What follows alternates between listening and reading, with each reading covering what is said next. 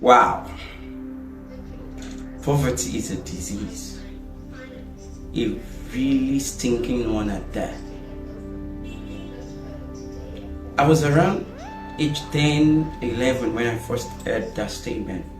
At that time, it really, I didn't understand because I was still young until I began to stay on my own. In the process of trying to make ends meet, trying to make a better life for myself, and saw the stress.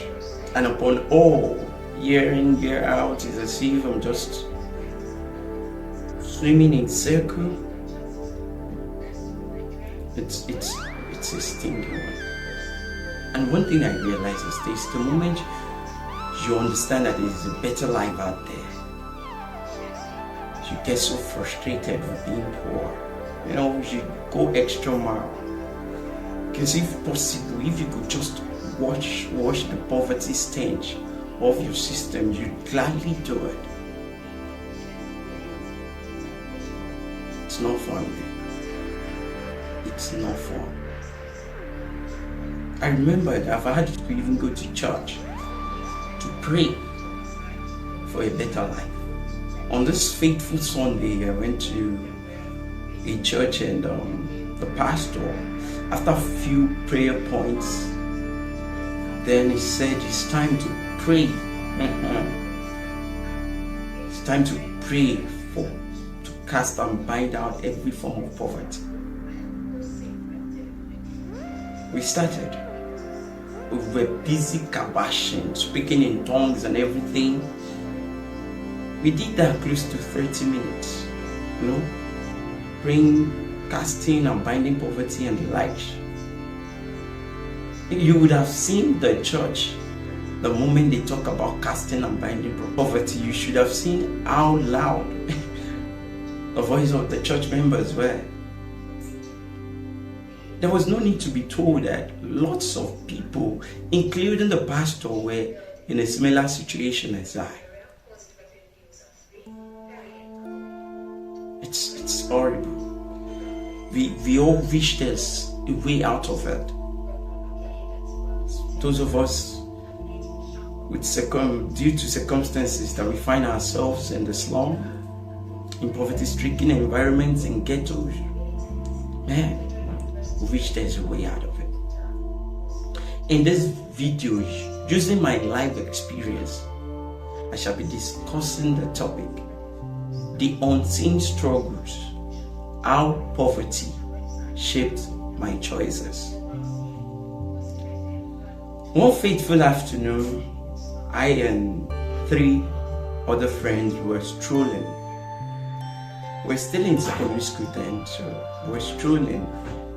And due to our chit chat, one of us made mention of his brother's friend living large just by doing things that on a normal thing any guy within the age of 20 and above will do for free, but he is doing it and making money from it. I got so interested, like, wow, that's a nice one. So I pressed him to explain.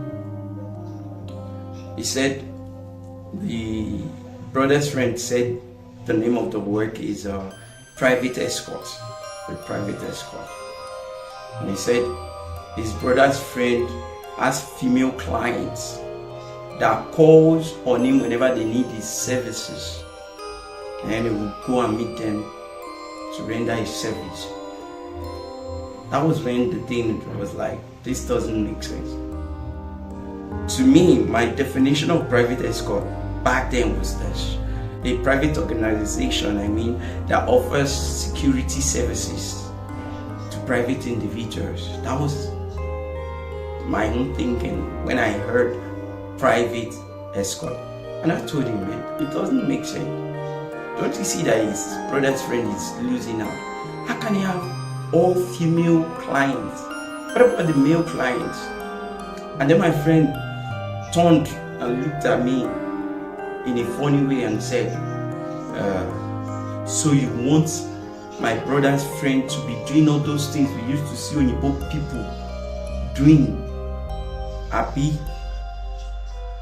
That was when it hit home, man. I got the message there was no need for extra explanation due to the fact that few days back in the class, because we are all classmates, few days back, one of our classmates showed us a video where we saw two white men doing the thing, the thing. When I say the thing, I don't know how to talk about the thing.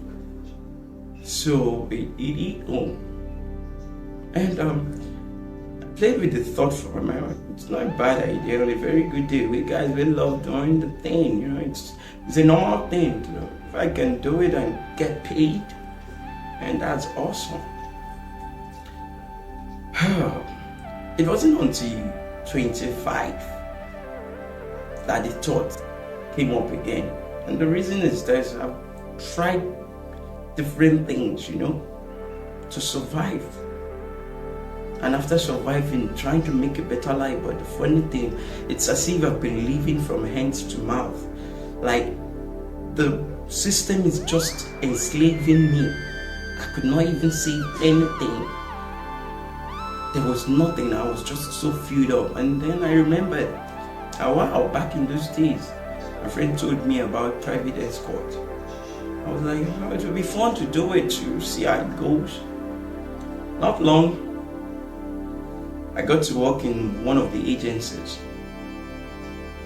The first client, and they told me to go and service. Jesus, it's not funny, man. On getting to the lady's house, this lady is older, or let me not say is older because I don't know her age to say, but facially she looks older than my grandmother.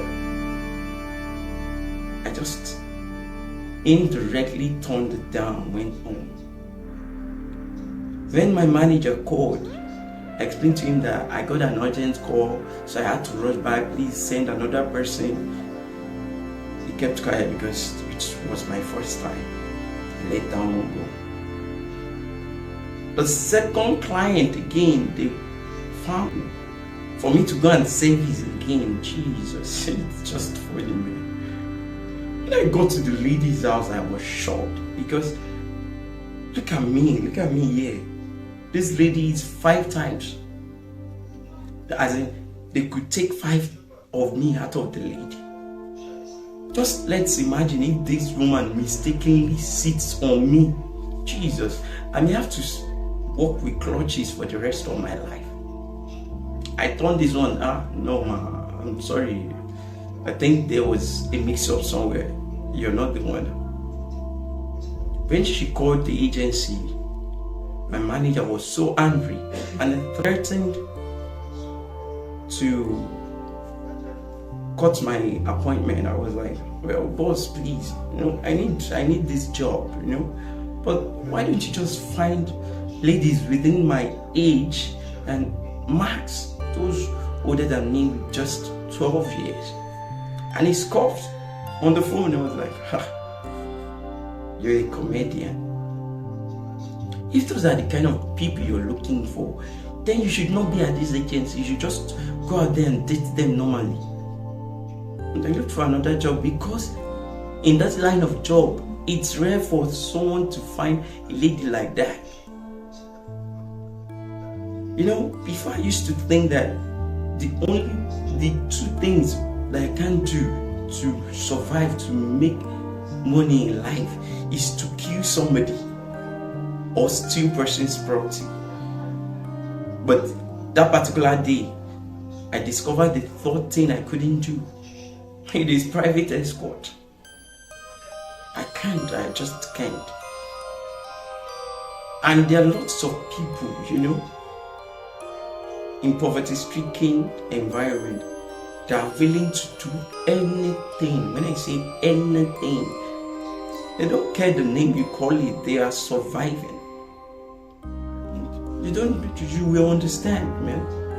Nobody is proud of the slum. Nobody is proud of a poverty-stricken community where it seems there is no way out except you make the way for yourself. And you see, me, the only that I said I cannot kill or steal or do private escort to make money.